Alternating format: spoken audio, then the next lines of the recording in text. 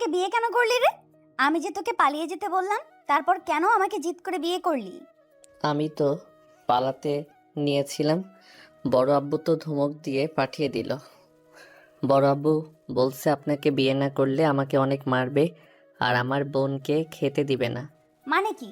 ও মা, আমি তো সত্যি কথা বলে দিলাম, এখন আমার কি হবে? প্লিজ প্লিজ, আপনি আমার বড় আব্বুকে বলেন না, যদি বলেন আমাকে অনেক মারবে। বলে দিব, তোকে মার খাওয়ানো উচিত। ঈশান ভয়ে কান্না করতে লাগলো। ইভার আগে ধমক দিয়ে বলল, এই কান্না করবি না তো, মেজাজটা একদম বিগড়ে দিয়েছিস। আর বিগড়ে দিস না, খুন করে ফেলবো কিন্তু। ইভার কথা শুনে ঈশান সাথে সাথে মুখে আঙুল দিয়ে চুপ হয়ে গেল। ইভা বিরক্ত হয়ে ওয়াশরুমে চলে গেল। ফ্রেশ হয়ে এসে দেখে ঈশান ওইখানে দাঁড়িয়ে আছে। ইভা রেগে বলে, ওই গাধা, ওখানে দাঁড়িয়ে আছিস কেন? যা ফ্রেশ হয়ে শুয়ে পড়।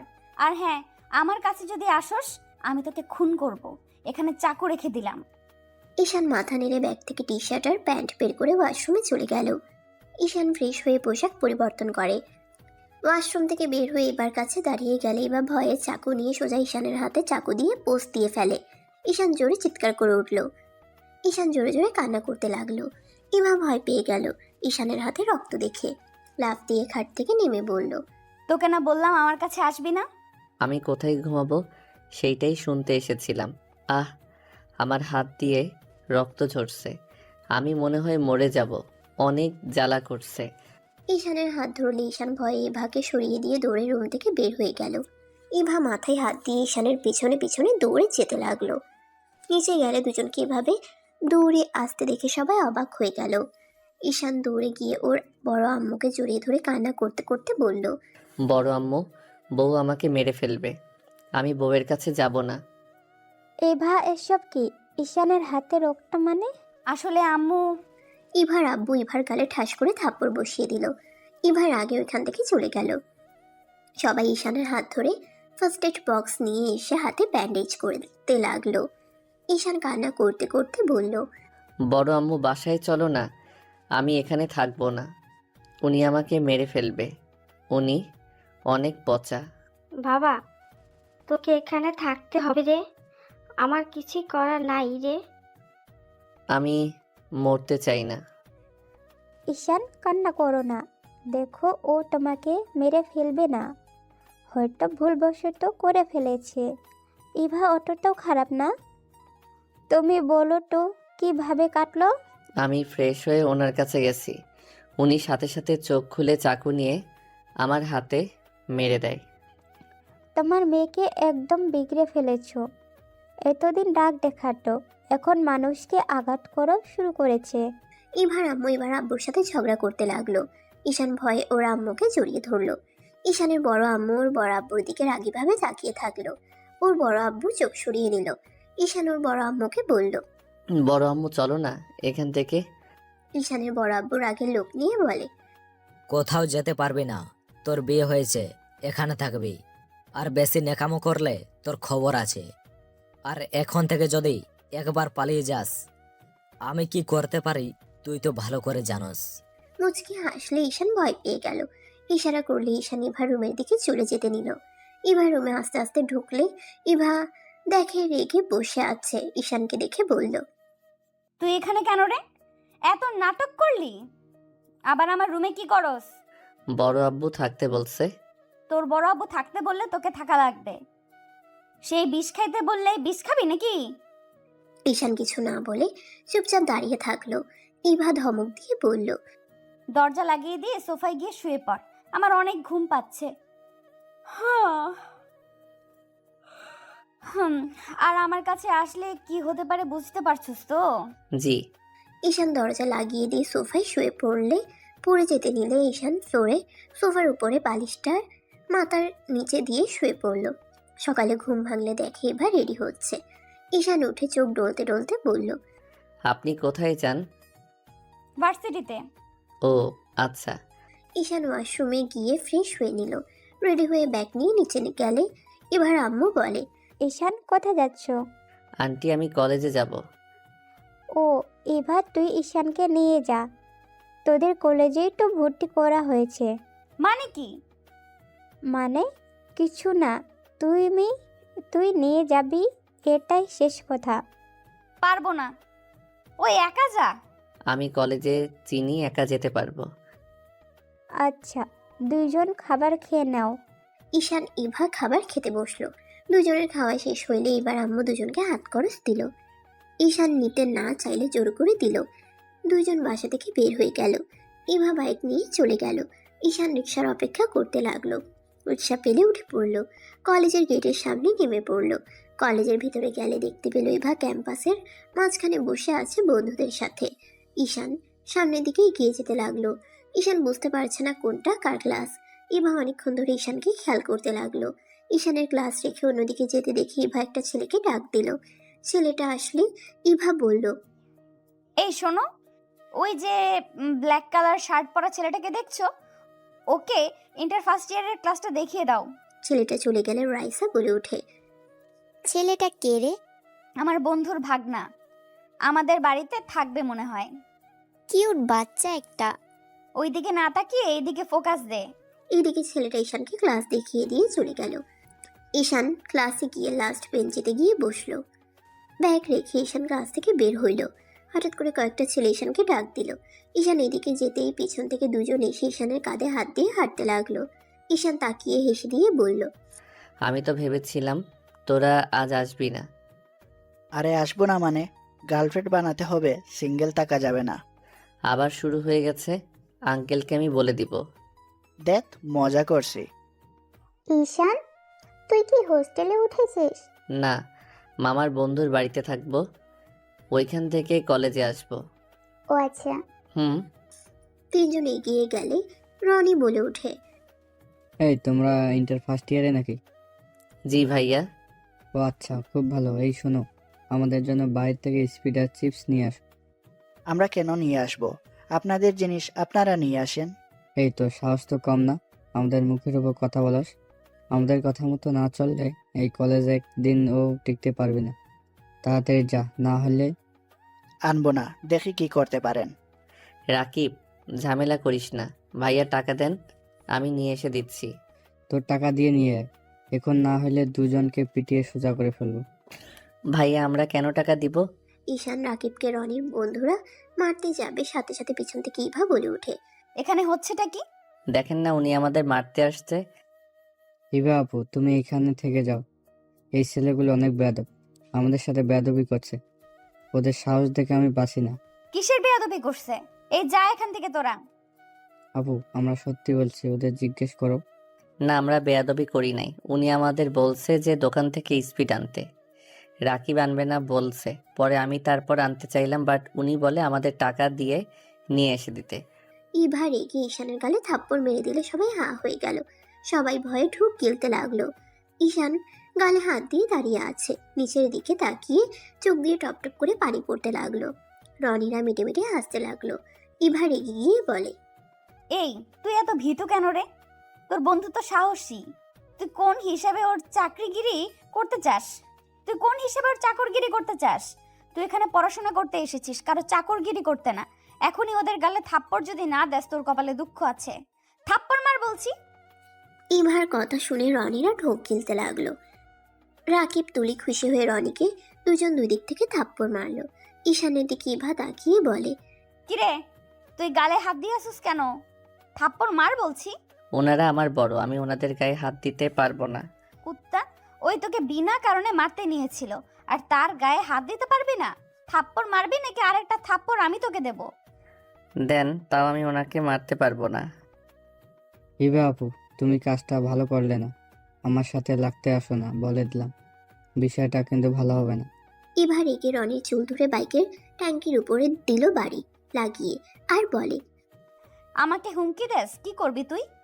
তোর সাহস দেখে বাঁচি না। আমাকে হুমকি দেস? ইভার মার দেখে সবাই ভয়ে দৌড়ে পালালো। রাকিব তুলিতে খুশিতে শীষ বাজিয়ে বলল, আপু, আমি তো আপনার অনেক বড় ফ্যান হয়ে গেলাম। আমার ফ্যান হতে হবে না, তোমাদের ওই বলদটাকে ঠিক করো। ইভা কথাগুলো বলে চলে গেল। ঈশানের অনেক ভালো লাগলো। ঈশান খুশি হইলে প্রকাশ করলো না। ঈশান রাকিব তুলির সাথে যেতে লাগলো। ক্লাস সময় হলে তিনজন ক্লাসে চলে গেল। মনোযোগ দিয়ে ক্লাস করতে লাগলো। ক্লাস শেষ হইলে তিনজন লাইব্রেরি খুঁজতে লাগলো। লাইব্রেরিতে গিয়ে তিনজন নিজেদের পছন্দ মতো বই খুঁজতে লাগলো। ঈশানের হাতে রাকিব একটা বই দিলে সাথে সাথে ইভা সামনে আসলে ঈশানের হাত থেকে বই ফেলে বলল, না না, আমি এইসব পড়ি না। রাকিব দিয়েছে আমার হাতে। ক্লাস বাদে এখানে কি করস? ক্লাস নাই, আর লাইব্রেরি বইগুলো পড়তে ভালো লাগে। যা চুপচাপ পড়, বেশি কথা বললে বের করে দিব। এই লাইব্রেরির দায়িত্ব আমার, বুঝলি? আচ্ছা। ঈশান বই খুঁজতে লাগলো। বই পেয়ে গেলে তিনজন একসাথে বসে পড়তে লাগলো। হঠাৎ করে রাইসা এসে বলল, হাই, হ্যালো। তোমাদের সাথে কি বসতে পারি? জি অবশ্যই আপু, বসুন। রাইসা ঈশানের সামনে বসলো। ঈশান ওইদিকে মনোযোগ না দিয়ে বই পড়তে লাগলো। ঈশান রাকিবকে বলল, এই রাকিব গার্লফ্রেন্ড বানানোর একটা বই পাইছি। ঈশান কথাটা বলে সামনের দিকে তাকাতেই সাথে সাথে ভেবাচেকা খেয়ে গেল। রাইসা ব্রুকুচকে বলল, গার্লফ্রেন্ড বানানোর বই পাওয়া যায় এখানে? মানে আপনি যা ভাবছেন তেমন কিছু না। তুমি নিজেই তো বললে, তোমাকে তো কত কিউট বাচ্চা লাগছিল, নম্র ভদ্র। ভাবলাম এখন দেখি তুমি অন্য ছেলেদের মতো গার্লফ্রেন্ড খুঁজছো।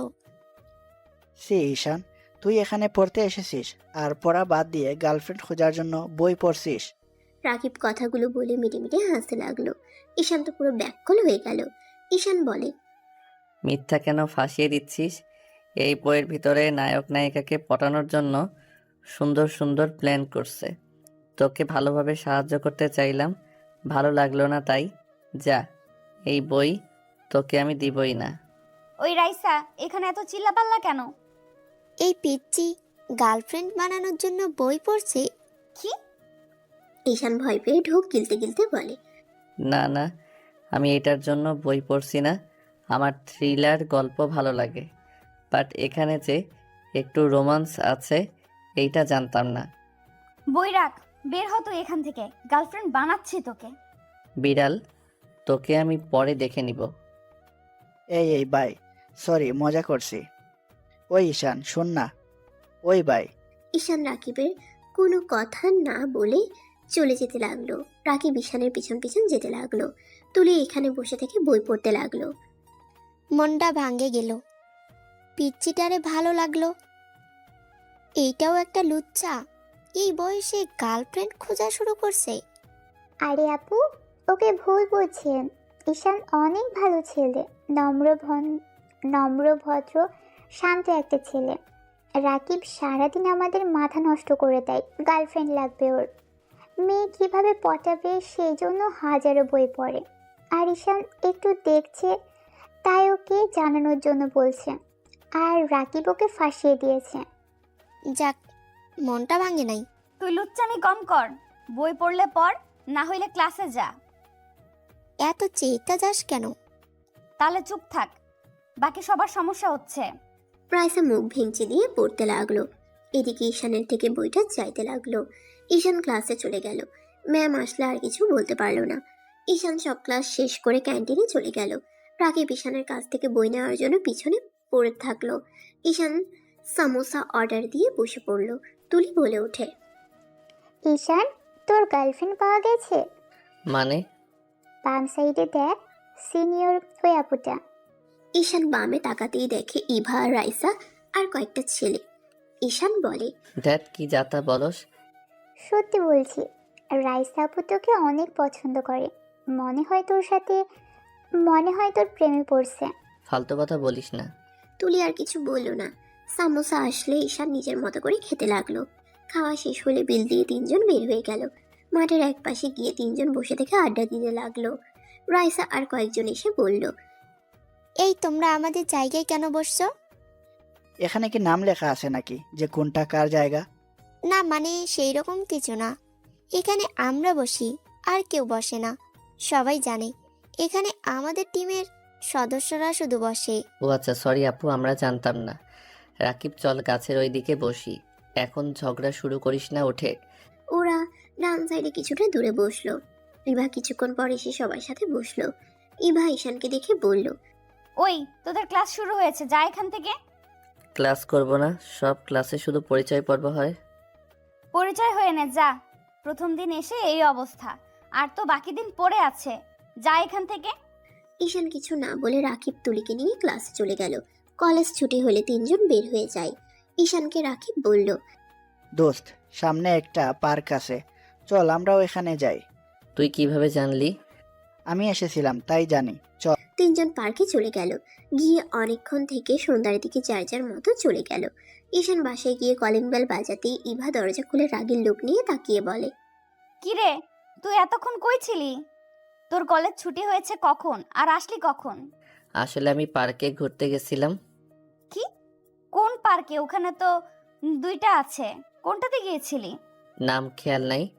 ইভা কিছু বলতে যাবে ইভার আম্মু বলে উঠল, কি ব্যাপার ঈশান, ভেতরে না এসে বাইরে দাঁড়িয়ে আছো কেন? আম্মু ওকে ভুলেও বাচ্চা ভেবো না। তুমি জানো ওই লাইব্রেরিতে গিয়ে কি কি পড়ছে? আপু মিথ্যা বলবে না তো? ঈশানের মুখ থেকে আপু ডাক শুনে দুজন ভ্রুকুচকে তাকালো। ইভার আম্মু বলে, ঈশান এসব কি বলো?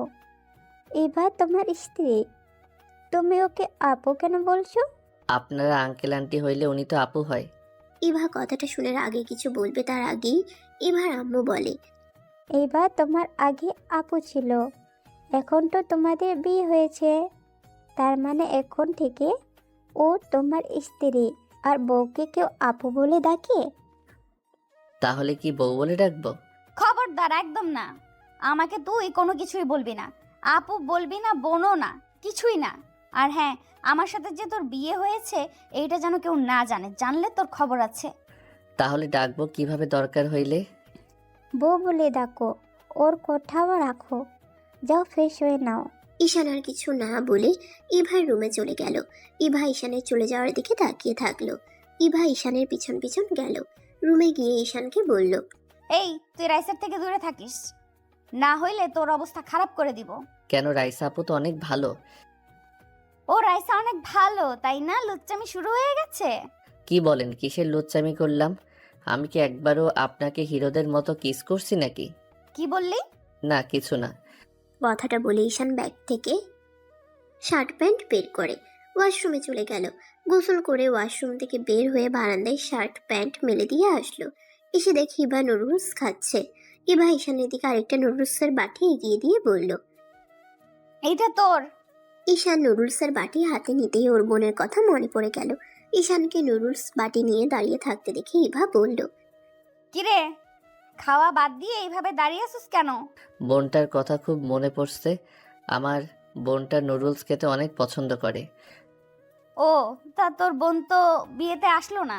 বড় আব্বু বড় আম্মু আমাকে এখানে মিথ্যা বলে নিয়ে এসেছে, আপনার সাথে বিয়ে দিয়েছে। এটা তো বোন জানে না। ও আচ্ছা, তুই তোর বড় আম্মু বড় আব্বুকে অনেক ভয় পাস? হ্যাঁ। তোর আব্বু আম্মু কোথায়? আম্মু কোথায় জানি না, আব্বু মাতাল হয়ে সারাক্ষণ এক রুমে বন্দি হয়ে পড়ে থাকে। আমি শুনেছি তোর আম্মু নাকি অন্য ছেলের লগে ভেগে গেছে। বাজে কথা বলবেন না। আমার আম্মু কোথায় কেউ জানে না। আমার আম্মু অনেক ভালো মানুষ ছিল। আমার আম্মু আব্বু তো ভালোবেসে বিয়ে করেছিল, তাহলে অন্য কারোর সাথে চলে কেন যাবে? আমি কি জানি, একবার তোর বড় আব্বুর মুখে শুনেছিলাম। এইটা মিথ্যা কথা। হয়তো। এখন খা, পরে তোর বোনকে নিয়ে আসিস। রেস্তোরাঁ নিয়ে গিয়ে যা ইচ্ছা খায়, সব খাওয়াবনি। সত্যি বলছেন? হ্যাঁ, এখন খা। ঈশান সোফায় বসে খেতে গিয়েও খেতে পারলো না। ঈশানের চোখ দিয়ে পানি পড়তে লাগলো। ইভা বলে উঠে, কি হলো আবার? আমি খেতে পারছি না। আমার বোনটা খেতে পেয়েছে কিনা তাও জানি না। আপনার ফোনে একবার বড় আম্মুকে কল দিতে দিবেন? কান্না করিস না, এই নে। ইভা ঈশানকে ফোন দিলে ঈশান ওর বড় আম্মুকে কল দিল। কল রিসিভ করতেই ঈশানের বোনের চিৎকার শুনতে পেয়ে বুঝতে আর বাকি রইল না। ইভা যেন চমকে গেল।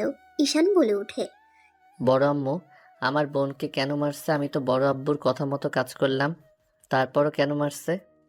ঈশান বাপ আমার, আমাকে ক্ষমা করে দে।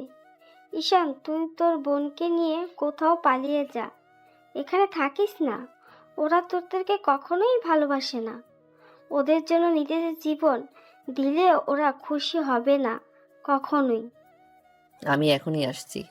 ঈশান কল কেটে দিয়ে ইভার দিকে তাকিয়ে কান্না চোখে বলল, বউ আমাকে কিছু টাকা দিবেন?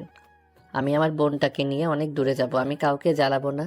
আপনাকে আর আমার উপরে রেগে থাকতে হবে না। ঈশানের মুখ থেকে বউ ডাক শুনে ইভা ভাবনার জগৎ থেকে বের হয়ে বলল, ছি, ওরা এত খারাপ। ঈশান চল, আমি তোর সাথে যাব।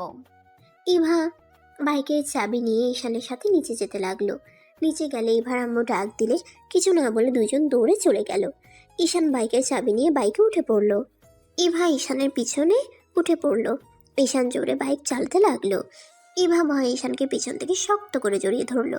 1 ঘন্টা জার্নি করে ঈশান ইভা বাসার সামনে নামলো। ঈশান ভিতরে ঢুকে পড়লো, দরজা ধাক্কাতে লাগলো। বড় আম্মু দরজা খুলে দিলে ঈশান বলে, বড় আম্মু, আতিয়া কোথায়? ওর রুমে আছে, কাউকে যেতে দিচ্ছে না। ঈশান দৌড়ে যেতে লাগলো। ইভা ঈশানের পিছন পিছন যেতে লাগলো। ঈশান ঘরের সামনে গেলে ওর বড় আব্বু কিছু বলবে তার আগে ইভা চলে আসলে ভালো সাজার চেষ্টা করতে লাগলো। ঈশান দরজা খুলে দেখে ওর বোন অজ্ঞান হয়ে পড়ে আছে, সারা শরীরে মারের দাগ। ইভা চিৎকার করে বলল, ওই মেয়েটার গায়ে কে হাত দিয়েছে? এখন আমার সামনে আসবেন, না হইলে আমি এখানে ভাঙচুর করে দিব। ঈশানের বড় আব্বু বলে, মা, তুমি শান্ত হও। আতিয়া আমার ছোট মেয়েকে মেরে ফেলতে নিয়েছিল। ঈশান আতিয়াকে কোলে তুলে নিয়ে বলল, ব্যাস, আর একটা মিথ্যা বলবেন না। আমার বোন পিচ্চিকে কতটা ভালোবাসে এই এলাকার সবাই তা জানে। আমার বোন কখনোই মারতে পারে না। আমি চলে যাচ্ছি। আর রফিক তালুকদার, আপনার বাবা যেন কারো না হয়। যে বাবা নিজেদের সন্তানের উপরে অত্যাচারিত হতে দেখে কিছু বলে না, আর বড় আব্বু আমার বোনের যদি কিছু হয় তাহলে আপনার অহংকার আমি ভেঙে গুড়িয়ে দিব। ঈশানের চোখে মুখে রাগের ছাপ। ঈশানের কথা শুনে সবাই যেন অবাক হয়ে গেল। ঈশান ওর বোনকে নিয়ে চলে যাওয়ার সময় সদর দরজায় সজোরে লাথি মেরে চলে গেল। ইভা ঈশানের পিছন পিছন যেতে লাগলো। ইভা ঈশানকে বলে ওঠে, ঈশান, তুমি বাইক চালাও, আমি আতিয়াকে ধরছি। ঈশান আতিয়াকে বসিয়ে দিয়ে বাইকে উঠে পড়লো। আতিয়াকে ধরে ইভা উঠে পড়লো। বাইক নিয়ে সোজা হসপিটালে চলে গেল। আতিয়াকে হসপিটালে ভর্তি করে দিল। আতিয়ার জ্ঞান ফিরলে আতিয়া ঈশানকে হাত ধরে। ঈশানকে জড়িয়ে ধরে কান্না করতে করতে বলল, ভাইয়া, আমাকে ছেড়ে কোথায় চলে গেছিলে? ভাইয়া, আমি তোমাকে অনেক মিস করছি। ভাইয়া, আমি তোমাকে ছাড়া থাকতে পারবো না। ভাইয়া, আমি ওই বাড়িতে আর থাকবো না। আমাকে নিয়ে অন্য কোথাও চলো না। ভাইয়া, আমি তোমাকে কথা দিচ্ছি, আমি না খেয়ে থাকবো, তোমাকে একদম বিরক্ত করবো না। প্লিজ ভাইয়া, আমাকে তোমার সাথে অন্য কোথাও নিয়ে চলো। আতিয়ার কান্না দেখে এবার চোখে পানি চলে আসলো। ইভা ঈশানকে বলল, ঈশান, মেডিসিনগুলো লিখে নিয়ে এসেছি। আর তোমরা কান্না করো না, আজ থেকে তোমরা আমাদের বাড়িতে থাকবে। আমারও কোনো বোন নাই, আজ থেকে তুমি আমার ছোট বোন। ইভা আতিয়ার কাছে গেলে আতিয়া ঈশানের দিকে তাকায়।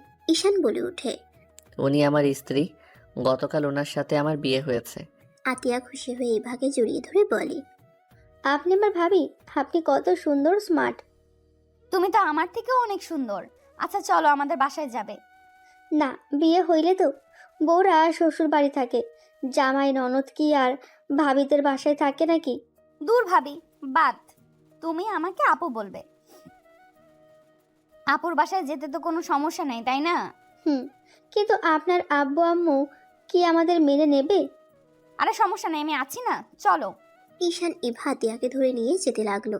3 জন বাইকে উঠে বাসায় চলে আসলো। কলিং বেল বাজাতে ইভার আম্মু বলে, কোথায় গিয়েছিলে দুইজন? আতিয়াকে নিয়ে আসতে। কি ব্যাপার উঠিয়া, তোমার হাত পায়ে ব্যান্ডেজ কেন? আব্বুর বন্ধুর কাণ্ড। লোকটা আমাদের সামনে ভালো মানুষের রূপ দেখায়, আসলে লোকটা বদমাইশ একটা। আর আম্মু আতিয়া আজ থেকে আমাদের এখানেই থাকবে। আমার তো কোনো ভাই বোন নাই, আতিয়া আমার ছোট বোন হয়ে থাকবে। ভিতরে নিয়ে আয়। 3 জন ভিতরে গেল। আতিয়া বলে ওঠে, আন্টি, আমি সব কাজ পারি, আপনাকে আমি সব কাজে সাহায্য করব, আমাকে একটু থাকতে দেন। আতিয়ার কথা শুনে ইভার আম্মু বলে, এভাবে বলছো কেন? তুমি এখানে থাকবে, তোমাকে কোনো কাজ করতে হবে না। আর ইভা, তুই ওদেরকে এভাবে ছেড়ে দিয়ে আসলি কেন? জেলে দিয়ে আসতে পারোস নাই? আহারে, এইটুকু মেয়েকে কিভাবে মেরেছে?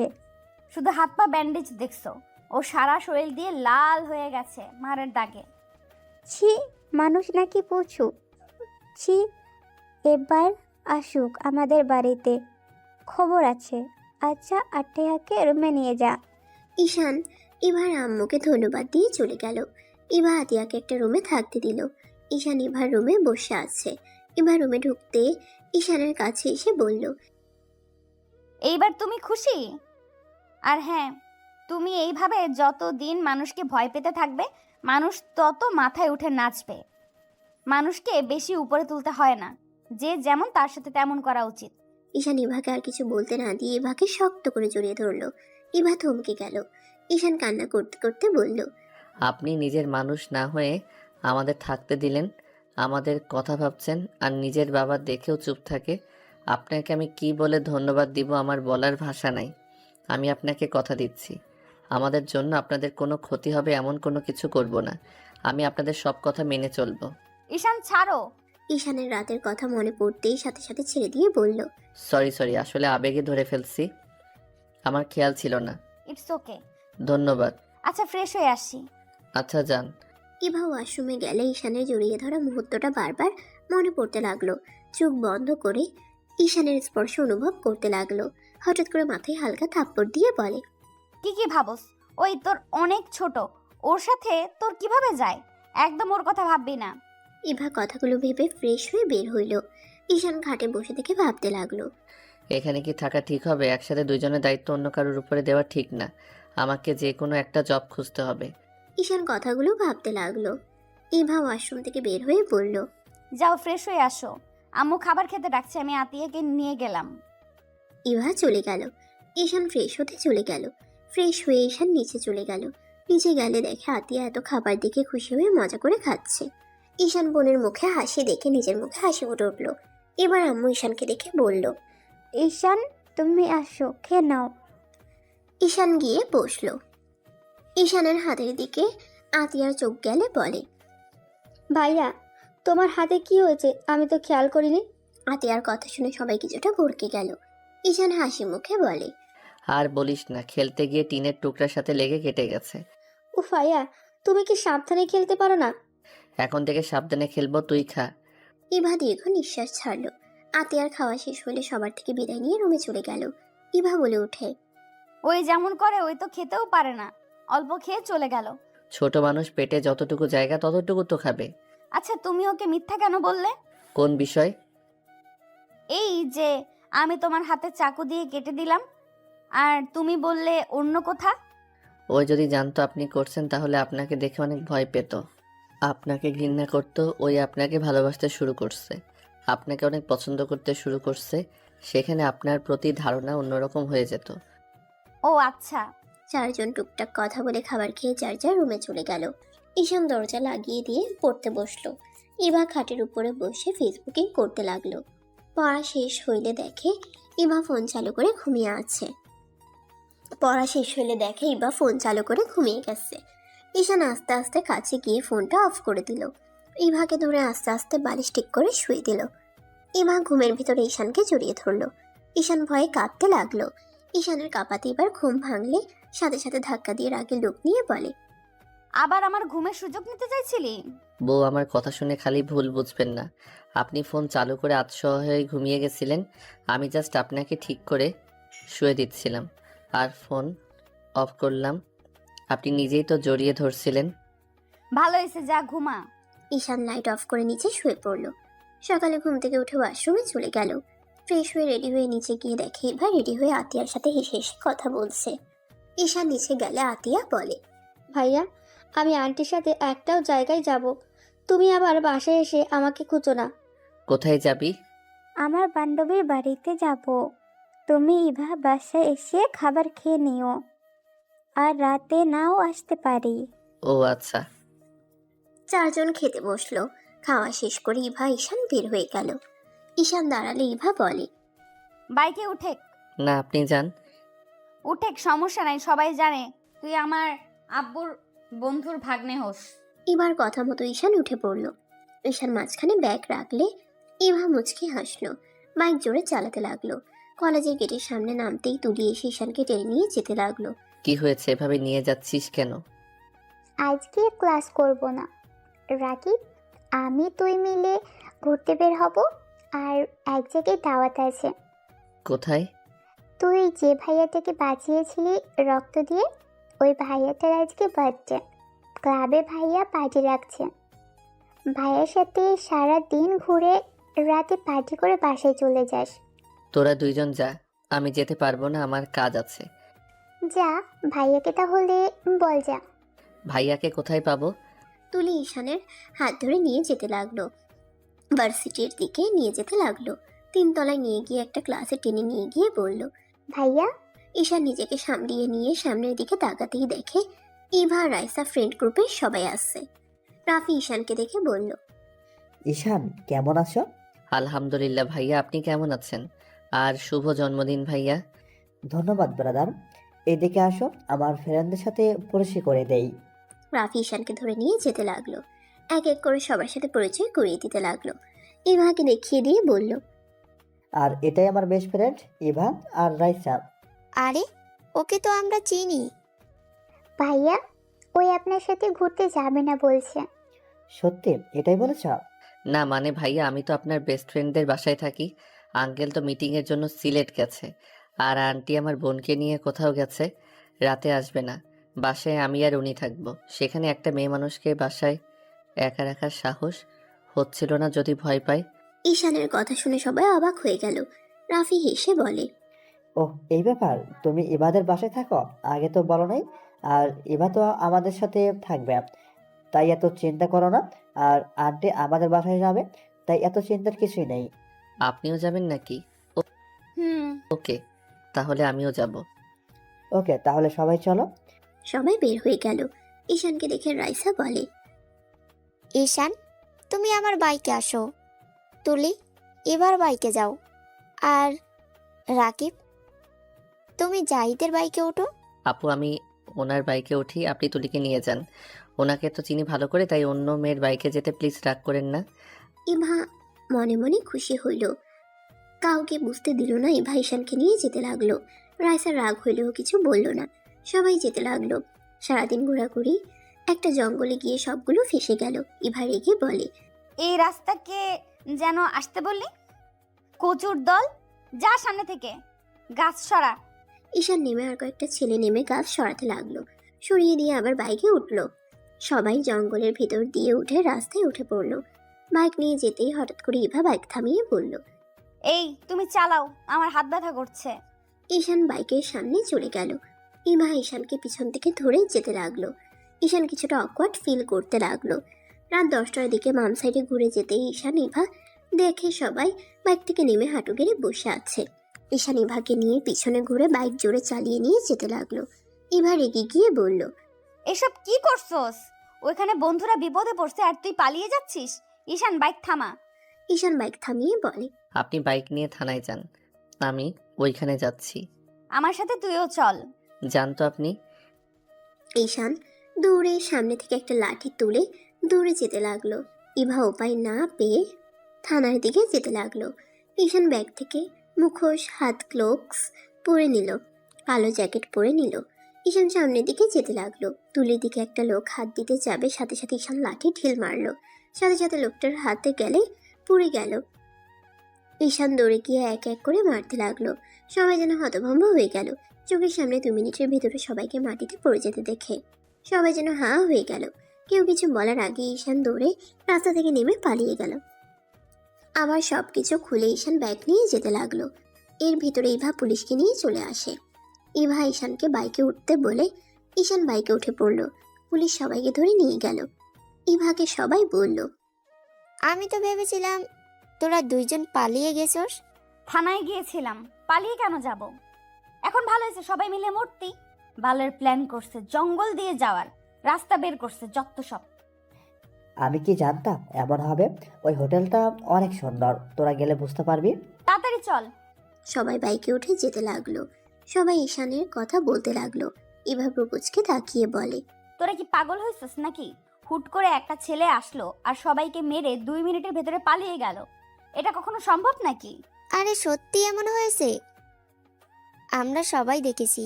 এটা কখনোই সম্ভব না, চোখে ভুল দেখছেন আপনারা। এইসব কথা শুনে সবাই মিলে তর্ক করতে করতে হোটেলে চলে আসলো। সবাই হোটেলে গিয়ে আসলে অবাক হয়ে যায়। ভিতরে গিয়ে সবাই মিলে ছাদে চলে গেল। রাফি বলে ওঠে, কি কেমন? ওয়াও, আসলে অনেক সুন্দর তো। দিনের বেলা আসলে আরো ভালো হইতো। পার্টিটা এনজয় কর, এখানে দাঁড়িয়ে থাকিস না। ইভা চলে গেল। রাফি ঈশানের পাশে দাঁড়িয়ে বলে। আমি জানি ওই ছেলেটা কে ছিল। ঈশান মুচকি হেসে বলে। প্রকাশ না করা ভালো। হুম, ধন্যবাদ আবারও আমার প্রাণ বাঁচানোর জন্য। ধন্যবাদ দিয়েন না তো। আচ্ছা, সবাই এনজয় করছে, আপনিও করেন, যান। তোমার ভাবি আসবে, তারপর না হলে আবার ঝগড়া হবে। এত রাতে? ওই এই হোটেলে আছে, রেডি হচ্ছে। ও আচ্ছা। ওই তো এসে গেছে। রাফি ঈশান রাফির গার্লফ্রেন্ড সামনে গেল। রাফির গার্লফ্রেন্ড ঈশানের গাল ধরে আদর করে দিল। ঈশান লজ্জায় বলে। আপু, সবার সামনে এমন করো না তো। হুম, উনি এখন কলেজে পড়ে, বড় হয়ে গেছে। ঈশানের গাল ধরে বলে। তুই আমার ছোট ভাই, ছোট থাকবি, কখনোই বড় হবি না। ঈশান হেসে বলে। ওকে আফা, যান। ইভা ঈশানকে রাফির গার্লফ্রেন্ডের সাথে এত খুশি দেখে রাগ হতে লাগলো। রাফির গার্লফ্রেন্ড সবার সাথে কুশল বিনিময় করে। 12টা বাজতেই সবাই কেক কাটার জন্য দাঁড়িয়ে গেল। কেক কাটা শেষ হলে সবাই একে অপরকে লাগিয়ে দিতে লাগলো। ঈশানের মুখে রাফির গার্লফ্রেন্ড একদম ছড়িয়ে দিল। ঈশানও রাফির গার্লফ্রেন্ডের সারা মুখে দিয়ে দিল। ইভার রাগে শুনে জ্বলতে লাগলো। ইভা রাফির কাছে গিয়ে বলে। এই শালা, তোর গার্লফ্রেন্ড অন্য ছেলের সাথে এইভাবে মজা করছে, তোর রাগ হচ্ছে না? না, রাগ কেন হবে?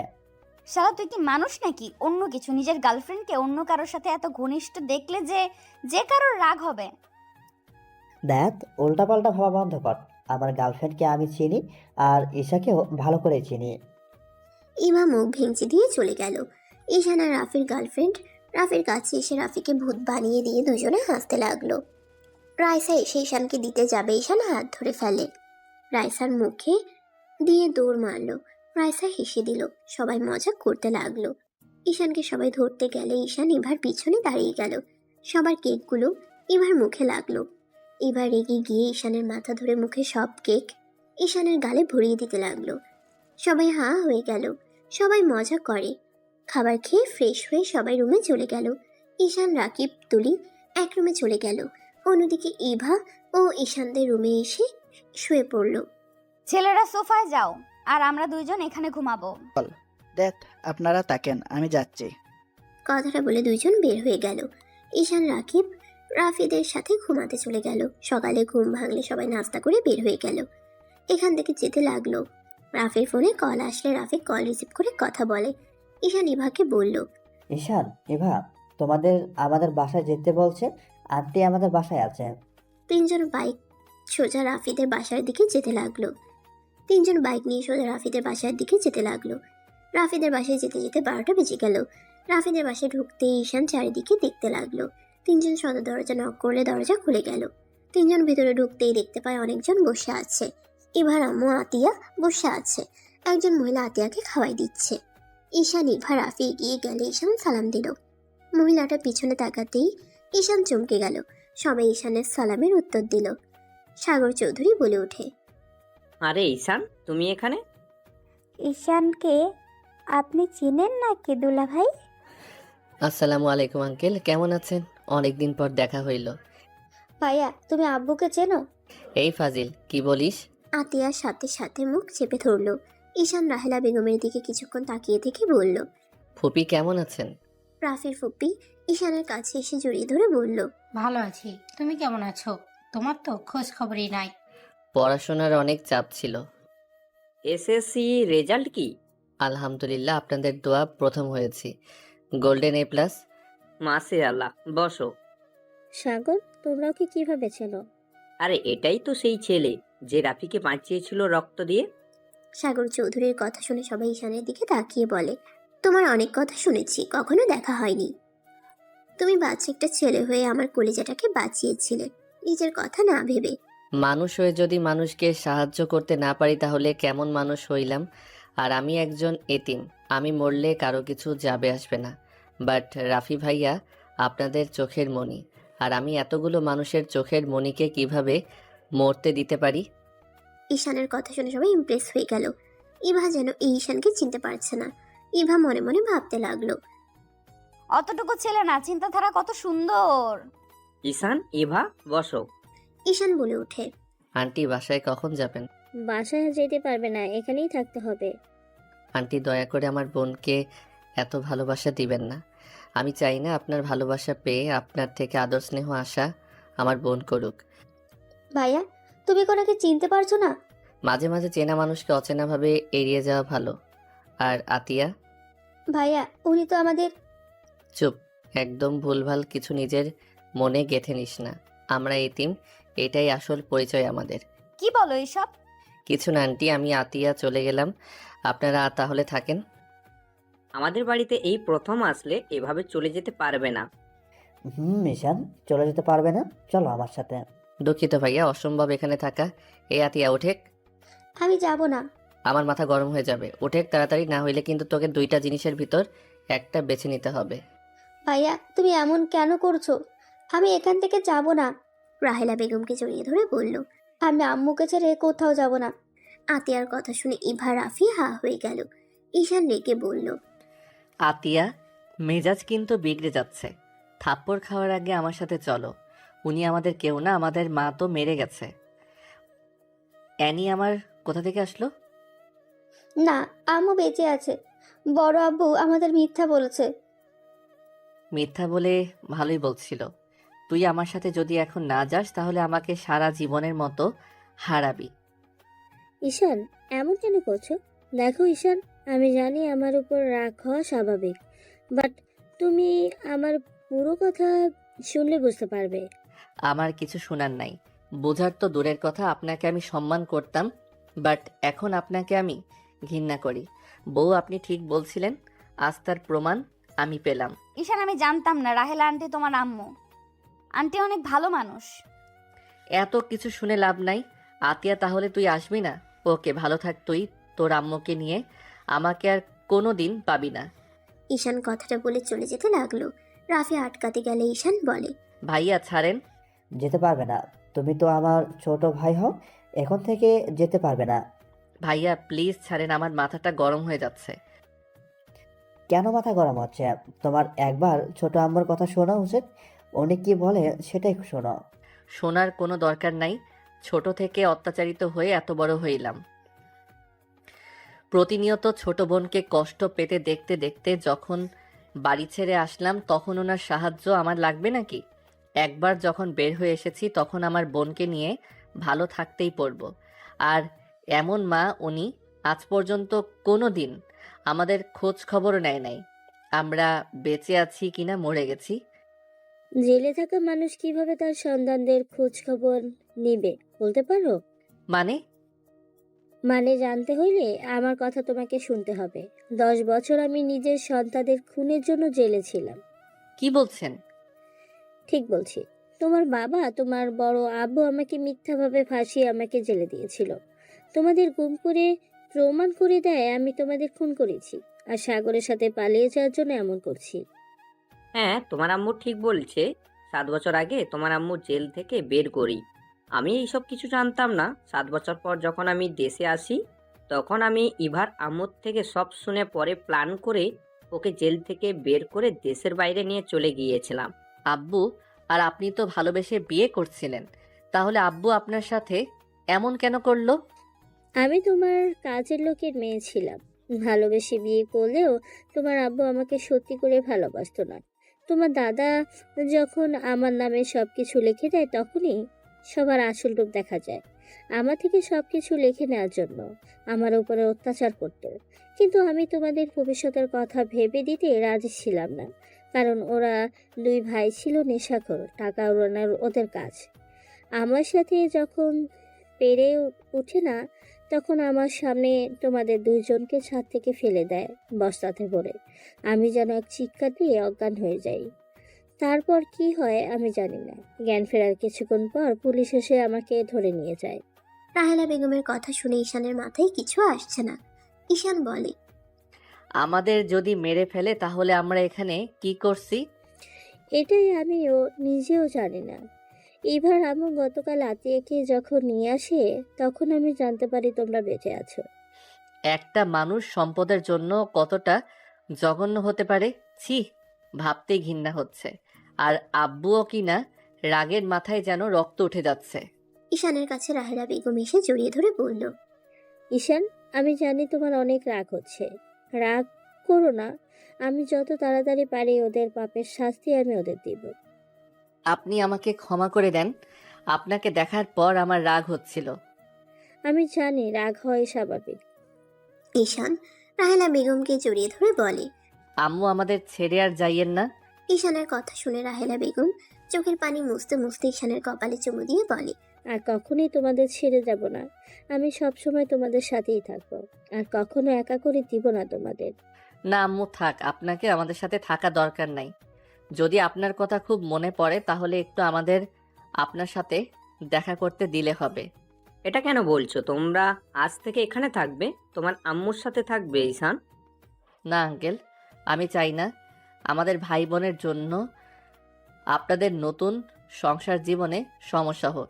আরে দেখ, কি বলো? সমস্যা কেন হবে? দেখো, আমাদের কোনো বাচ্চা হয় নাই। আমি কখনোই বাবা হতে পারবো না, বাট তোমরা আমাদের সন্তান হয়ে আমাদের কি বাবা মা বলে ডাকতে পারবে না? সাগর চৌধুরীর কথা শুনে সবাই যেন অবাক হয়ে গেল। রাফির হুপ্পি বলে। ভাই, এসব কি বলছিস? ঠিক বলছি, ডাক্তার অনেক দেখাইছি, কাজ হয় নাই। ঈশান, তুমি কি ওনাকে মেনে নিতে পারবে? আপনি সুখে থাকলে আমাদেরও তো সুখ। মা দুঃখে থাকলে কোনো সন্তান ভালো থাকতে পারে না। তারপর আমি আপনাদের এখানে থাকতে পারবো না। চুপ করো, তোমরা দুজনেই এখানে থাকবে।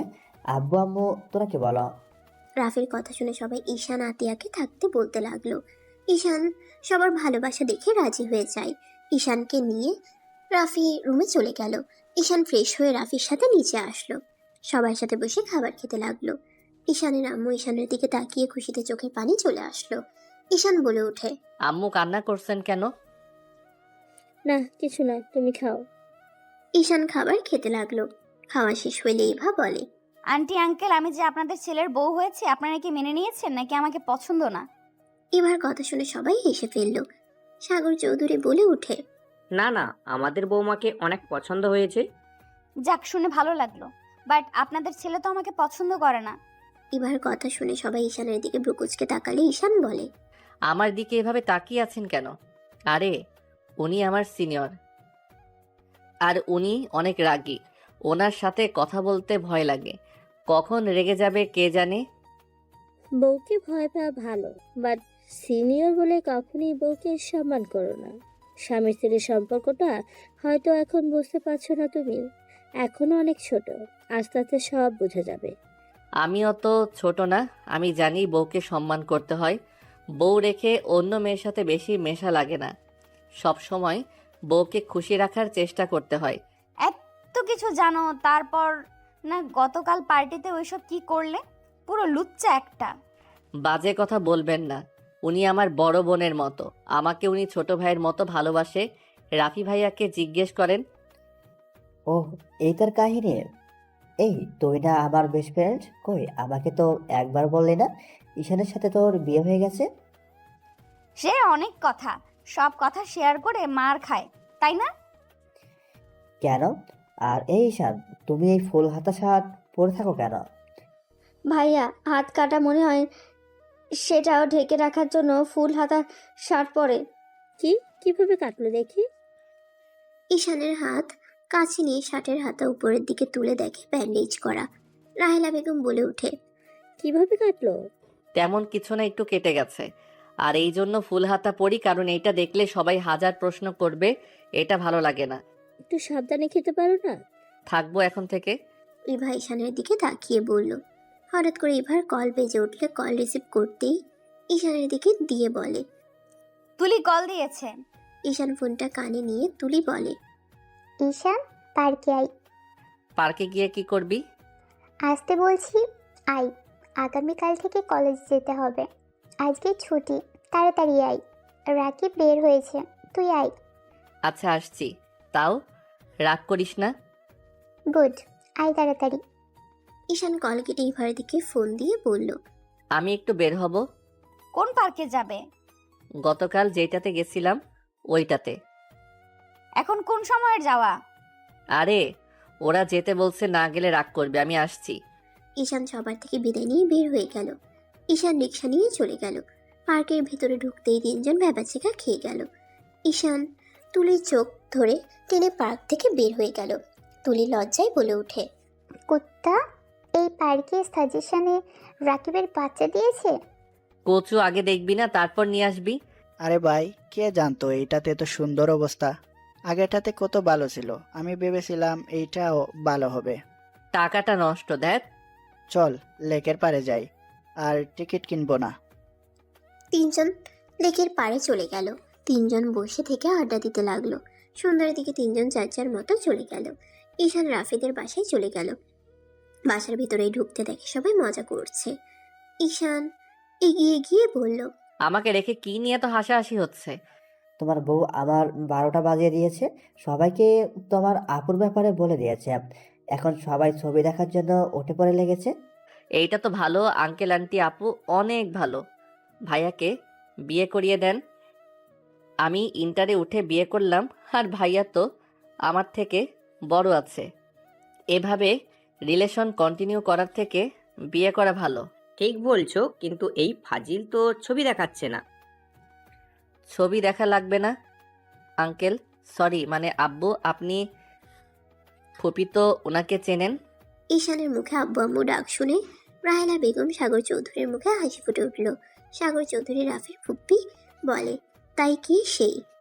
রাফি ভাইয়া যে বাসায় ভাড়া থাকতো, ওই বাসায় যে তৃতীয় তালায় যে রূপা নামে একটা মেয়ে থাকতো, ওইটাই সেই। কথা শুনে সবাই হা হয়ে গেল।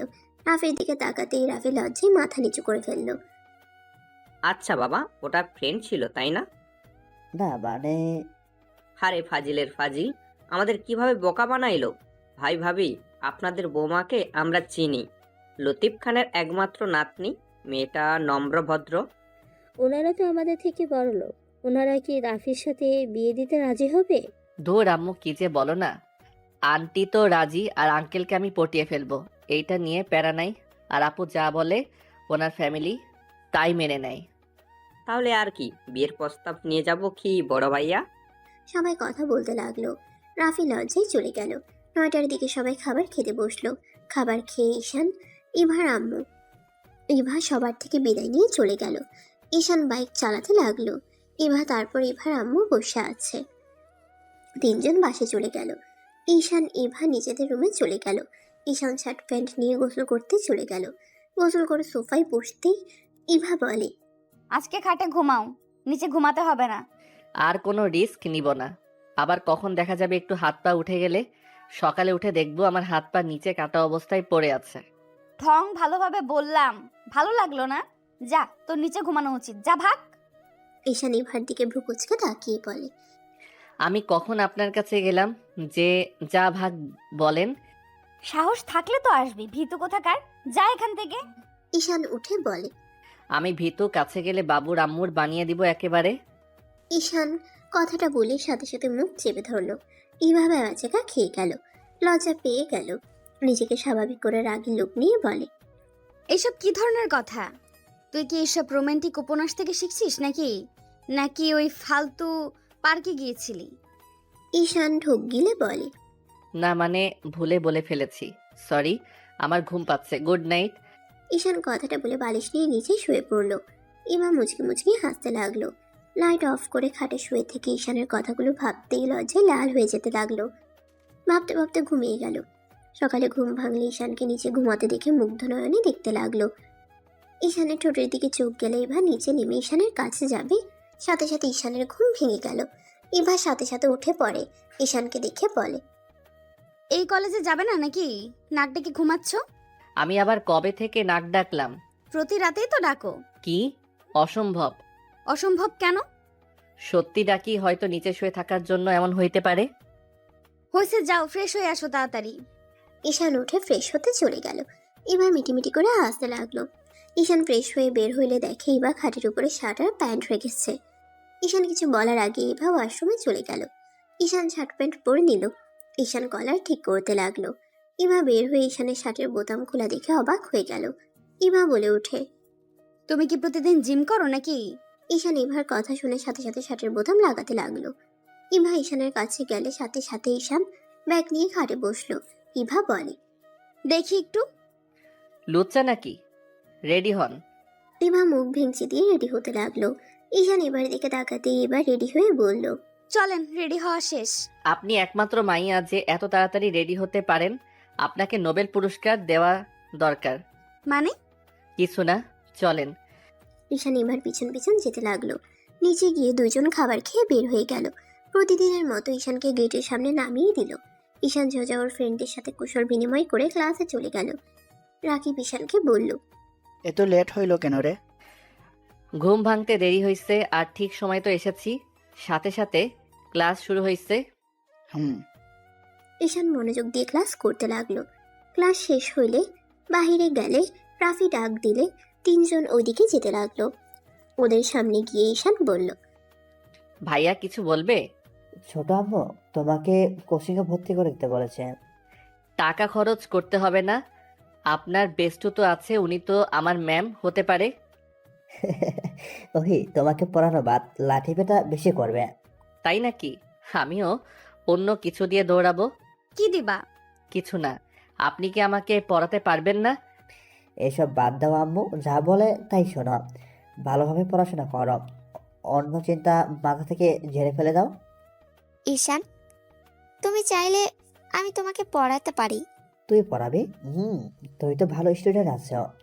ওকে, তুই তাহলে ঈশানকে পড়াস, আর যা বেতন নিবি আমি তোকে দিয়ে দেব।